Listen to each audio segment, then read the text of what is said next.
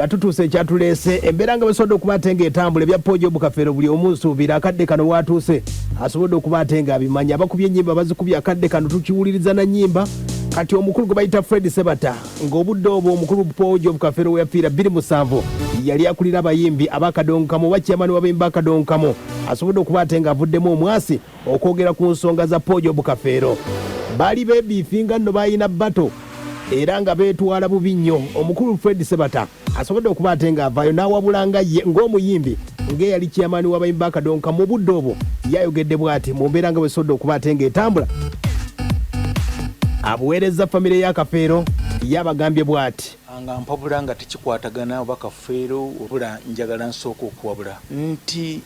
ebintu byonna bwe tubeera ku ntaana waliwo ekintu kigamba nti amaze emirimu gye alwanya olutalo lwe era waliwo obubonero bungi kulaga ng'omuntu okumusiba yenna n'aziira ebikiba nga kisobose nga si musiraamu olaba bamuleetera embugo n'engoye ezitali za bulijjo ne batooka bantu kuteeka mu keesi oba n'ebikintu ebimbedde obubonero obulaga kwe kumusiba akaba abatakyasobola kwerwanako wadde okwogera ekintu eki ne waba akulaba awo n'oganaagati musajja oyo alimba kati naye byonna byaba byawedde kakati mukuggo okwo njagala nnyo tuddeyo ate tutunuulire embeera y'omugenzi nti ekitiibwa kye kyonna era ky'obalaba nze nsiima nnyo abantu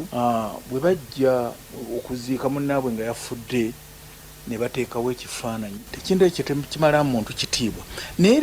buli bajjayo omulambo guteekaawo buli omu akube ku edibayita eriisa evvannyuma mulimu abasunzi mulimu abaki mulimu abavumi kakati kitegeeza muba mumwebudde kakati omusajja oyo wentunuulira omusajja Kafeero n'erinnya lye ku byonna kati bye bakola olwaleero luno tekuli kiti kyenkana kitiibwa kye nga tukyagenda mu maaso omukulu Sebatta ng'ayogera ku nsonga za munywanyi we bwe bali batambuza omuziki agambye nti Paulo Kafeero bamuwemula dda era famire emuwemudde ekimala Sebatta yagamba kakati bamuwemula bamuswaza bakola buli kintu kyonna emyezi gyalinga ena gye nabala nga emboozi ate n'omukyala yavuddeyo ate n'oli yakozebwa ati ate n'oli ebintu by'omugenzi nga biwedde kasita amala okukkirira wansi tebabibuuza ate mizimu wabula ebintu ebyo babibuuza abantu abasigadde abali related naye kati nawe ategeeza Sebatta ategeeza nti ab'eŋŋanda ya Paulo Kafeero beba bakolako DNA era asobodde okuba ate nga abategeeza obubaka bwa famire ya Paulo Kafeero gye bakakasa abantu bano abaagala okumugjayo okumuziikulayo muga nti bannaye twagala ku mwana wa gundi gwe tukakasa tumuggyeko omusaayi guno gwe tuba tukebererako abantu ekyo kijja kusoboka naye omuntu eyavunda edda emyaka giri emeka kati ebintu ebyo bimu baba bikola nze mpulira senga wabaawo katugambe wano nga waliwo ekikyamu kyali ku ttaka naki ebintu ebyo olw'okuba nti tebisanyusa babikola na kiro ne bagamba nti twajjewa ebisigalira by'abantu ne tubitwala egindi naye bikolebwa na kiro kuwulira kwange kakati nno nze mbadde ndowooza bwenti nti baganda baffe ne bannyinaffe ne bakadde baffe abaagala okuzaalibwa naye nga ate bazaalibwa omuntu ataliiwo abalamu be baba bamala ebintu ebyo ye munywanyi waffe gwe bayita Sebatta ng'akyabuulira ku bafamire naye ng'embeera wesobodde okuba ate ng'etambula nabo nabo bajjukiza agambye nti wadde kalantiini naye agambye nti amabanja agamuli bubi bannamasaka wuno naye nga mpulira nti nja kugenda nga neeyongera okuba obulungi okuggyako ekimalako ennyo eddembe bwe buli lwendowooza omusajja gundi amanja ssente awo wulira kwegamba stress ne zijja naye n'okutusawo guma n'oga nti katonda guwantonda ndowooza owulidde Sebatta yali ayina ssente ng'alina ne bondi y'emmotoka ne ssente zaggwawo oba ani yamukuba ddiiro akadde kana amabanja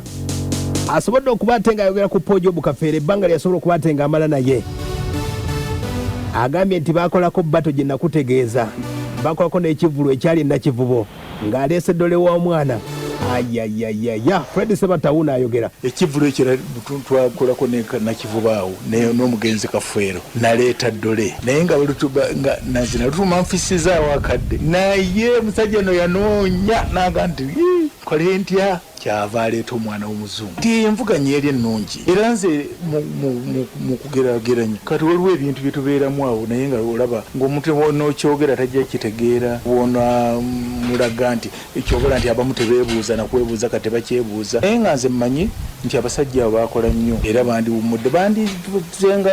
okubajjayo okwetaaga kubeegeraageranyaako. ne Fred Sebatta yali abatya bwakutegeezezza tebeetaaga geraageranya. Sebatta avuddeyo n'ategeeza n'ayatula ekintu kino abadde waludde okukkiriza mbadde ndudde n'okuwulira ku ddoboozi lye ng'ayogera ku mukulu gwe bayita basudde nti omusajja yali akuba omuziki akkiriza. Fred Sebatta akkiriza naye ente yaffe eriwa gye tubanja. Abantu abo benkumenyedde abasatu sigamba nti abalala bonna baagala naye benkumenyedde abasatu bwe baatuukanga buli omu ng'ayina engeri gy'abalamu munne. Omusajja gwe bayita omusajja oyo mugenzi basudde nga toyinza mugoba lutambi ku lutambi yalina obwongo bungi. Kaakati ffe abamu abalina mathematics awera kaakati awo walina okulinda basudde asooka n'agendayo tomunyega n'atunda tulina obugumikiriza bungi nnyo ennaku zino batayina n'atunda kakati ogenda okuwulira nga Kafeero azze n'olaba amukoze atya bw'oba otagaba bubonero gwe n'otandika okubwebalira gwe kennyini gwe. Ye munywanyi waffe yali chairman w'abayimbi akadonkamo okuva mu gyekyenda eyo paka we yakwasa omukulu gwe bayita DJ Kikofiira akadde kano ye chairman w'abayimbi akadonkamo era ng'omukulu Enjo Sekandi naye asobodde okuba ate ng'ayogerako ku nsonga zino wadde ng'afumiza akayimba alina by'asobodde okuba ate ng'ayogera.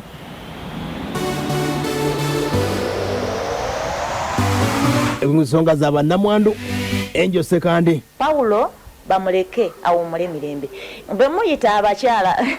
nseka n'okuseka awo Justin nfaawo nseko nze sirabamu gwe muyita mukyala wa Kafeero yani baali basuubuzi bayaaye enkwenge era njagala mumpeeyo omukyala omuntu Kafeero bwe yafa yagamba nti kantuule mu maka ga mukwano gwange nkuume ebintu by'abaana bafe oyo bw'anaavaayo n'aclaiminga nti Kafeero aziikulwe era abaana bafune obwenkanya Justin nja kuba mukyama kuba ebintu byasigalawo tayo siwagira baatunda bakola bubyera ndi mwenyamivu kwekyo naye babirekawo tayo kuba omukazi gwakuuma ekintu kyabbawo weneebaliza maama Aisha na Kitto myaka 23 nga basudde afudde naye yatuula mu maali yabba ng'ate yazaalamu mwana wa buwala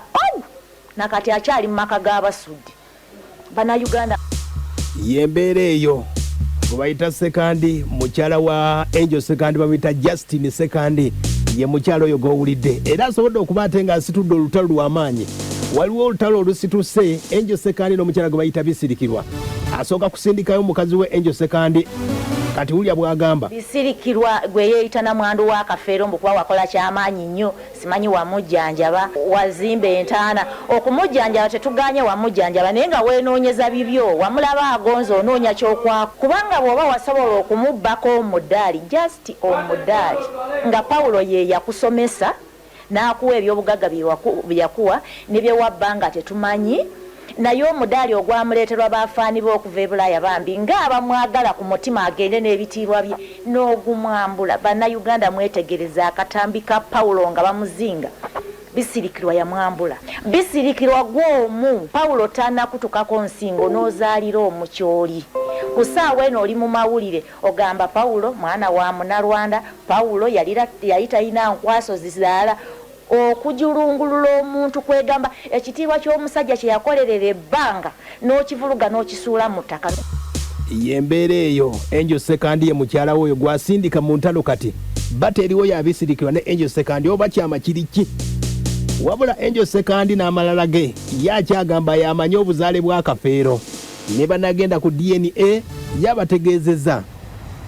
y'omu ku bayimbi akadonkamu abasinga emputu n'entondo Enjo Sekandi ono ekirala baka Kafeero era ensi endowooza yinza obajjajenga ng'abakyala abenzi dembo batwala bwetu nenze mbasonyiwa lwa nsonga abasajja ennaku zino balina obunafu bw'okukwana baka abasereebu oba okitegeera mmwe mwakwana baka Kafeero kati tutuse mukozi abaana abamu si bakafeero ate mutanze okunenya bakakafeero obwenzi abasajja nyina bakwana bakakafeero bebakungiriza obwenzi naye omwana yenna aliwulira ng'ayaga okumanya bubuzaale bwa kitaawe Paulo Kafeero ajjange wa sekandi bajja kwogera ebigambo bingi nnyo mu buli mbeera omuntu atuuka okubuuza sekandi yani biki vulugenna bamukole awakanya sekandi kyagamba ku buzaale bwa Paulo Kafeero nga bajjayo Kafeero nga bwe baagala omujjayo nga bajjayo naŋŋanga nga baleeta omunyalana gwe baagala nga bakendaga butonde z'abantu teba basatu mu eyo embeera bwe babulwanga ansa ani azaala Kafeero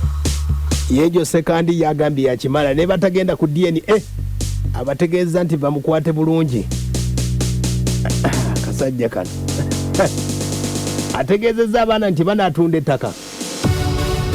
ebyakafeera abantu babikooye bannange naye watyanga bukedde ku makya n'osimula entaana ya Paulo Kafeero n'otamusangamu kyekidda kubanga nze mmanyi kye bayita Paulo Kafeero era abaana abo beesiriwaza naye ke banaasuula siteepu ne batunda we twaziika Paulo Kafeero oli naawunda olusozi oluliko Paulo Kafeero wagalamire balimanya kibazanyirako Paulo yafa tabasonzeemu nti sibazaale nze kiyaŋŋambako okugamba abaana be gamba genda ogamba abaana bange banteereko omusi